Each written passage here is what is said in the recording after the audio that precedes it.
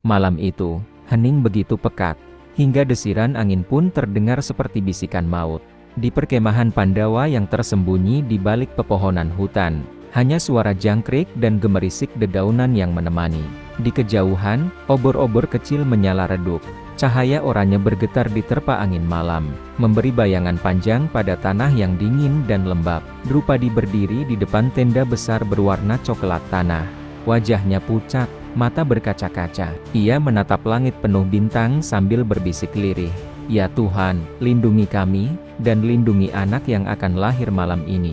Di dalam tenda, terdengar suara rintihan Arimbi istri Bima. Napasnya tersengal, keringat membasahi wajahnya, dan jemarinya mencengkeram kain alas sekuat tenaga. Bima berdiri di sampingnya, tubuhnya yang tinggi dan berotot itu tampak tegang. Matanya penuh kekhawatiran. Arimbi, bertahanlah, aku ada di sini. Suara Bima bergetar, meski ia mencoba terdengar tegar. Arimbi tersenyum lemah di tengah rasa sakit yang menyiksa. Bima, aku ingin melihat anak kita, sebelum mataku terpejam. Ucapan itu membuat Bima membeku. Ia tahu, malam ini bukan hanya tentang kelahiran, tapi juga tentang mempertaruhkan nyawa. Langit di atas hutan tetap sunyi. Namun, di udara, ada sesuatu yang tak biasa. Seolah seluruh alam menahan napas, menunggu keajaiban, atau bencana. Bima melangkah keluar dari tenda, kedua tangannya mengepal, matanya menatap kosong ke tanah yang gelap. Ia tak pernah takut menghadapi 1000 pasukan Kurawa. Namun malam ini, ketakutan itu benar-benar menusuk hatinya. Ia berjalan mondar-mandir di depan tenda, napasnya berat. Setiap kali Arimbi merintih, hatinya seperti ditusuk tombak. Drupadi mendekat, suaranya lembut namun tegas. Bima, kau harus kuat. Arimbi butuhmu di sisinya. Bima mengangguk pelan, namun suaranya bergetar saat menjawab. Aku Satria Pandawa, Drupadi. Tapi melihat istriku berjuang melawan maut, itu siksaan yang tak sanggup kutanggung. Tiba-tiba, suara rintihan Arimbi terdengar lebih keras dari dalam tenda. Bima langsung berbalik. Wajahnya berubah menjadi topeng kecemasan. Ia berlari masuk. Lututnya bergetar saat melihat Arimbi semakin lemah. Arimbi, bertahanlah, demi anak kita. Bima memegang tangannya, matanya memohon pada wanita yang dicintainya itu. Arimbi berbisik lirih, hampir tak terdengar. Bima, jika aku tak selamat, jaga dia, jaga anak kita. Ucapan itu membuat darah Bima mendidih. Jangan bicara begitu, kau akan hidup. Aku akan melawan dewa sekalipun jika itu perlu. Di luar tenda, angin mulai bertiup kencang, daun-daun bergetar, dan langit perlahan tertutup awan gelap. Jeritan Arimbi pecah di udara, menusuk malam yang tadinya sunyi. Bima langsung menggenggam tangan istrinya erat-erat, seakan kekuatan dari tangannya bisa memindahkan separuh beban rasa sakit itu. Arimbi, aku di sini, jangan lepaskan. Suara Bima parau, matanya penuh air yang ia paksa untuk tidak jatuh. Arimbi memejamkan mata, nafasnya terengah-engah. Setiap tarikan nafas terdengar seperti perjuangan terakhirnya. Di luar tenda, Drupadi dan beberapa prajurit Pandawa berdiri gelisah. Mereka saling berpandangan, namun tak ada yang berani berkata sepatah kata pun. Petir menyambar di kejauhan, cahaya putihnya menerangi seluruh perkemahan sekejap, lalu kembali tenggelam dalam gelap. Bima menunduk, berbisik di telinga istrinya, dengarkan aku, Arimbi. Anak kita akan lahir malam ini, dan dia akan menjadi satria terhebat di dunia. Bertahanlah, demi dia, demi kita. Arimbi menatapnya sebentar. Mata mereka bertemu dalam keheningan yang memotong waktu. Lalu, teriakan panjang kembali mengguncang udara, lebih keras, lebih menyayat hati. Bima menatap ke pintu tenda. Dari kejauhan ia bisa melihat langit yang semakin gelap, seolah alam pun ikut merasakan sakit yang sedang berlangsung. Jeritan Arimbi perlahan mereda, digantikan desah nafas yang berat. Bima masih berlutut di sisinya, namun matanya tertuju pada langit di luar tenda. Tiba-tiba, sebuah cahaya keemasan membelah gelapnya malam. Bukan cahaya petir, melainkan sinar hangat yang turun perlahan, seolah datang dari surga. Drupadi yang berada di luar tenda tertegun. Apa itu? Cahaya dewa, bisiknya pelan. Prajurit Pandawa saling pandang. Beberapa di antara mereka berlutut. membungkuk hormat ke arah cahaya itu. Angin berhenti berhembus, suara jangkrik pun lenyap. Seakan seluruh hutan membisu untuk menyaksikan momen ini. Cahaya itu semakin terang, dan aroma wangi bunga kenanga memenuhi udara. Bima menatap istrinya, lalu memegang pipinya dengan kedua tangan. Arimbi, kau merasakannya, para dewa sedang menyaksikan kelahiran anak kita. Arimbi membuka mata perlahan. Di tengah rasa sakitnya, ia tersenyum tipis. Kalau begitu, Bima, biarkan anak kita lahir. Di bawah cahaya mereka, petir kembali menyambar. Namun kali ini bersatu dengan kilatan emas di langit, menciptakan pemandangan yang tak pernah dilihat siapapun sebelumnya. Cahaya emas di langit itu indah, namun tak semua pertanda membawa kabar baik. Di tengah hening, tiba-tiba seorang resi tua muncul di gerbang perkemahan. Jubah putihnya berkibar, matanya tajam seperti menembus jiwa. Bima berdiri sigap. Resi Abiasa, kenapa kau datang malam ini? Resi itu melangkah pelan, membawa tongkat kayu cendana yang mengeluarkan aroma wangi. Bima, kau harus tahu, anak dalam kandungan Arimbi tidak seperti bayi manusia biasa. Bima menatapnya heran. Maksudmu apa, Resi? Resi Abiasa menarik napas panjang. Sejak dalam kandungan, ia sudah membawa dua takdir. Menjadi penyelamat Pandawa, atau menjadi korban demi kemenanganmu. Kata-kata itu membuat darah Bima berdesir. Korban? Tidak, anakku akan hidup dan bertarung di sisiku. Resi menggeleng. Kau tak mengerti. Ia lahir dengan tubuh rapuh, dan hanya bisa bertahan jika tubuhnya dibalut kekuatan dewa. Meski itu berarti penderitaan yang tak terbayangkan. Arimbi yang lemah mendengar setiap kata itu dari dalam tenda. Air mata menetes di pipinya. Bima, kalau itu takdirnya, lakukanlah. Jangan biarkan anak kita mati sebelum melihat dunia. Suasana di perkemahan kembali membeku. Cahaya emas di langit berubah redup, seolah ikut merasakan beratnya pilihan yang harus diambil malam itu.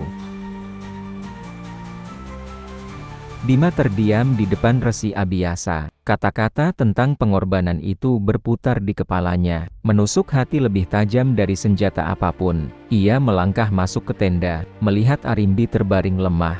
Wajah pucatnya dibasahi keringat.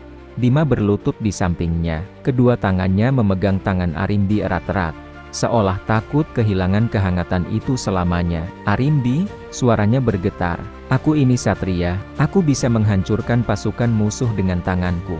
Tapi malam ini, aku bahkan tak bisa melindungimu, atau anak kita. Air mata yang selama ini ia tahan, akhirnya jatuh membasahi tanah. Arimbi menatapnya dengan tatapan penuh cinta. Bima, dengarkan aku, tak ada satria yang bisa mengubah takdir. Tapi ada ayah yang bisa memastikan anaknya bertahan hidup, walau harus menukar segalanya. Bima menunduk, suaranya paruh saat membalas. Kalau itu yang harus kulakukan, aku akan menantang dewa sekalipun. Aku tidak peduli, selama kalian hidup. Di luar tenda, angin kembali berhembus kencang. Obor-obor bergoyang liar, dan langit menurunkan rintik hujan pertama, seolah langit pun ikut menangisi pergulatan hati sang satria Pandawa. Petir menyambar lagi di kejauhan. Hujan gerimis masih menetes pelan di atap tenda, menciptakan irama yang berat dan penuh ketegangan. Tiba-tiba, dari arah hutan, terdengar suara gamelan samar, diiringi aroma harum bunga-bunga kahyangan. Bima dan Drupadi saling berpandangan. Mereka tahu, ini bukan tanda biasa. Dari kegelapan, muncullah sosok bercahaya emas. Langkahnya ringan, namun setiap pijakan membuat tanah bergetar lembut. Resi Narada, utusan para dewa, jubahnya berwarna putih gading dengan sulaman emas. Ikat kepalanya berhiaskan permata merah yang berkilau. Di tangannya, ia memegang tongkat kayu surga yang memancarkan cahaya lembut. Narada berdiri di pintu tenda, suaranya dalam, tenang, namun penuh wibawa. Bima, saatnya kau mendengar titah para dewa. Bima bangkit, memandang Narada dengan campuran rasa hormat dan kebingungan. Titah apa yang dimaksud, Resi? Narada menatapnya dalam-dalam. Anakmu tak akan bertahan lama dengan tubuhnya yang lemah.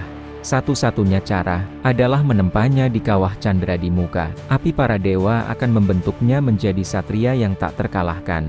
Bima terdiam, menelan keras-keras kata-kata itu. Arimbi yang lemah hanya bisa mendengar dari dalam. Air matanya kembali mengalir.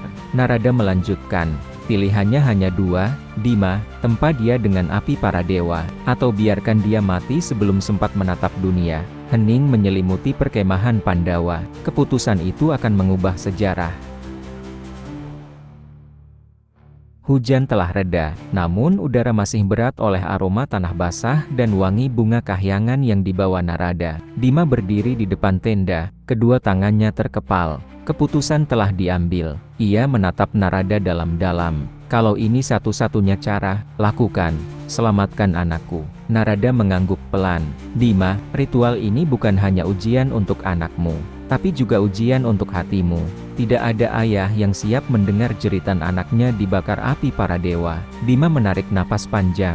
Aku lebih rela mendengar jeritannya, daripada mendengar keheningan yang berarti ia tiada. Narada kemudian mengangkat tongkatnya. Cahaya emas memancar, membentuk lingkaran di tanah. Dari balik pepohonan, 3 prajurit kahyangan muncul membawa kendi air suci dan kain emas. Mereka membungkuk di depan Narada, lalu melangkah ke arah tenda. Arimbi menatap Bima dengan mata berkaca-kaca. Bima, tolong, jagalah dia selama proses ini. Walau aku tak sanggup melihatnya. Bima memegang pipinya dengan lembut.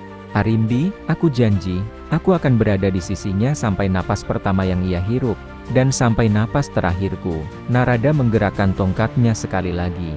Lingkaran cahaya di tanah mulai berputar perlahan, mengguncang udara di sekeliling perkemahan.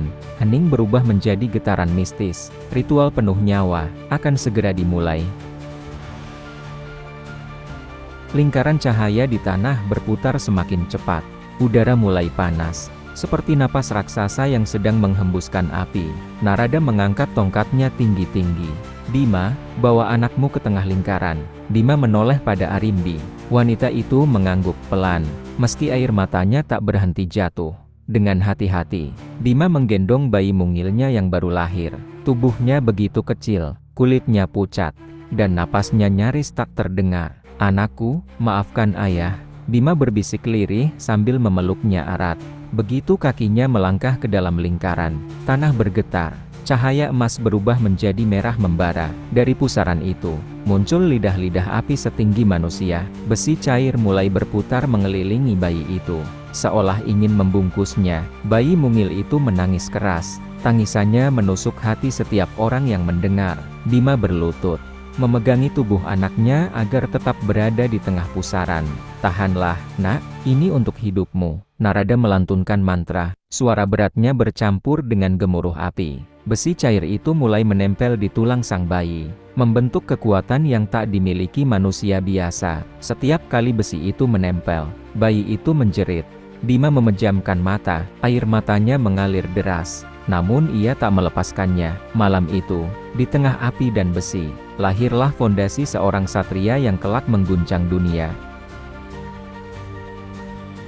Api mulai meredup. Besi cair yang berputar kini telah menyatu dengan tubuh bayi itu. Hening, hanya terdengar suara napas berat Bima. Ia masih berlutut, memeluk anaknya yang kini terbungkus cahaya merah menyala. Narada menurunkan tongkatnya perlahan. Ritual selesai. Bima membuka matanya. Bayi itu tidak lagi menangis. Matanya terbuka, menatap ayahnya dengan tatapan tajam yang tak seharusnya dimiliki seorang bayi. Kulitnya kini berwarna keemasan samar. Urat-uratnya seperti baja yang berkilau di bawah cahaya. Narada tersenyum tipis. Bima, lihatlah, anakmu kini memiliki otot kawat dan tulang besi. Tidak ada senjata manusia yang mampu melukainya. Bima tertegun. Ia memeluk anaknya erat, sementara air matanya jatuh di wajah mungil itu. Nak, mulai hari ini, kau akan menjadi perisai bagi Pandawa, dan bencana bagi musuh mereka. Arimbi berlari mendekat. Ia menyentuh wajah anaknya, merasakan hangat yang berbeda. Namanya, apa namanya? Bima. Bima menatap Narada. Resi itu mengangguk, lalu berkata dengan suara mantap. Namanya, Gatotkaca. Malam itu, di hutan yang menjadi saksi, lahir seorang satria yang kelak terbang di langit demi membela kebenaran. Pagi itu, langit hutan tampak berbeda. Awan bergerak cepat, angin berputar, seperti ada kekuatan besar yang sedang turun dari kahyangan. Bima berdiri tegap, menggendong Gatotkaca di pelataran batu datar. Arimbi berada di belakangnya, menatap cemas. Narada mengangkat tongkatnya. Bima, Hari ini, anakmu akan diuji oleh para dewa. Bima menatap bayinya. Dia masih begitu kecil. Narada, apakah ini tidak terlalu cepat? Narada menatapnya tajam. Kekuatan sejati tidak menunggu usia. Bima, jika ia tak lulus hari ini, ia tak akan pernah menjadi pelindung Pandawa. Tiba-tiba, kilat menyambar langit. Suara guntur mengguncang bumi. Dari balik awan, turunlah 3 sosok bercahaya, Dewa Bayu, Dewa Indra, dan Batara Guru. Dewa Bayu, berwajah gagah dengan tubuh kekar dan pakaian perang berlapis emas, melangkah maju. Anak ini harus membuktikan dirinya. Batara Guru mengangkat tangannya, dan dari tanah muncullah tiang batu menjulang setinggi pohon kelapa. Bawa dia terbang menembus langit. Jika ia jatuh, maka ia bukan satria. Bima menggenggam bayinya erat. Nak, ini saatnya kau tunjukkan dirimu. Narada berbisik mantra di telinga bayi itu. Tiba-tiba, tubuh Gatotkaca memancarkan cahaya keemasan. Di punggungnya, terlihat kilatan seperti sayap kabut yang terbentuk dari angin. Bayi itu terangkat perlahan, mata kecilnya memandang ke langit. Dan tanpa ragu, ia melesat seperti anak panah. Arimbi menutup mulutnya, menahan jerit khawatir. Bima menatap bangga, meski tangannya mengepal kuat. Langit pagi itu menjadi saksi, bahwa seorang satria sedang memulai langkahnya menuju legenda. Udara di ketinggian menusuk dingin. Bayi itu masih terus melesat, membelah langit biru yang mulai dipenuhi awan gelap. Dari bawah, Bima menatapnya dengan mata tegang. Arimbi menggenggam kainnya erat, tak sanggup berkata apa-apa. Di atas sana, Gatotkaca menatap awan tebal yang berputar seperti pusaran raksasa. Angin berhembus kencang, petir berkilat di sekitarnya. Tiba-tiba, dari dalam awan, muncul makhluk berwujud burung Garuda hitam raksasa. Matanya merah menyala, cakar tajamnya siap mencabik. Suara dewa bergema dari langit. Inilah ujianmu, Gatotkaca, bukan hanya terbang, tapi bertahan melawan badai dan musuh. Garuda hitam itu mengepakkan sayapnya, menciptakan pusaran angin yang nyaris menjatuhkan bayi itu. Tubuh kecil Gatotkaca terhempas ke belakang, namun matanya tidak menunjukkan rasa takut. Dari dadanya, muncul cahaya keemasan yang membentuk perisai udara. Sayap kabutnya berputar cepat, mendorong tubuhnya maju melawan arus. Bima berteriak dari bawah, "Nak, kau bisa melakukannya." Dengan teriakan yang entah dari mana datangnya, Gatotkaca menabrak pusaran angin itu, membelah awan dan membuat Garuda hitam itu menghilang seperti asap. Langit kembali terang. Sinar matahari menembus awan, menyapu tubuh mungil yang kini berdiri tegak di udara. Langit kini cerah, awan gelap telah menghilang, menyisakan cahaya keemasan yang menghangatkan bumi. Gatotkaca melayang perlahan turun, menyentuh tanah dengan kakinya untuk pertama kali. Bima langsung menghampiri, mendekapnya erat. "Nak, kau berhasil." Suara Bima bergetar. Arimbi menangis, air matanya jatuh di pipi bayi itu. "Anakku, engkau benar-benar putra satria." Tiba-tiba, dari langit, turun Dewa Bayu, Dewa Indra, dan Batara Guru. Tubuh mereka memancarkan cahaya lembut. Dewa Bayu melangkah maju. "Gatotkaca, engkau telah menunjukkan keberanian tanpa takut, meski tubuhmu masih bayi."